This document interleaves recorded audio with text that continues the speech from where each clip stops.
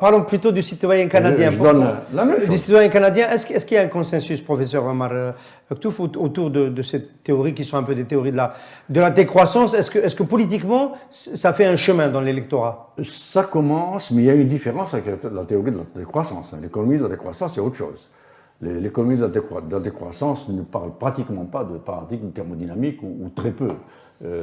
Juste les travaux de Georgescu, Rogan, Rifkin, enfin ça date déjà des années 70, mais où on reste toujours au niveau de dissipation d'énergie. Mais ça se rejoint, c'est-à-dire que quand on veut lisser les profits en fonction des besoins pour ne pas toucher au stock d'énergie, cela peut vouloir dire qu'une année sur deux, on fait un peu de décroissance pour ne pas dépasser à la fois le taux de profit, le taux de production, ne pas renouveler les équipements qui c'est pas nécessaire de renouveler, etc.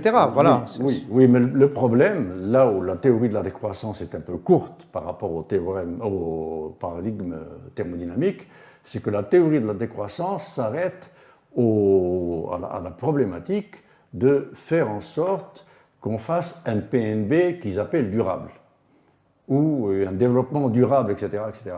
Or, ça, c'est impossible si on continue à penser l'économie en termes de dégager une plus-value, dégager une valeur ajoutée. Et les théories de la décroissance ne remettent pas ça en question, pas du tout. Alors, le paradigme thermodynamique, il remet ça complètement en question. Parce que ce qu'on appelle valeur ajoutée, maintenant, c'est du chômage. Il n'y a de valeur ajoutée que si on augmente le nombre de chômeurs à travers le monde entier. Alors, puisque vous parlez de chômage,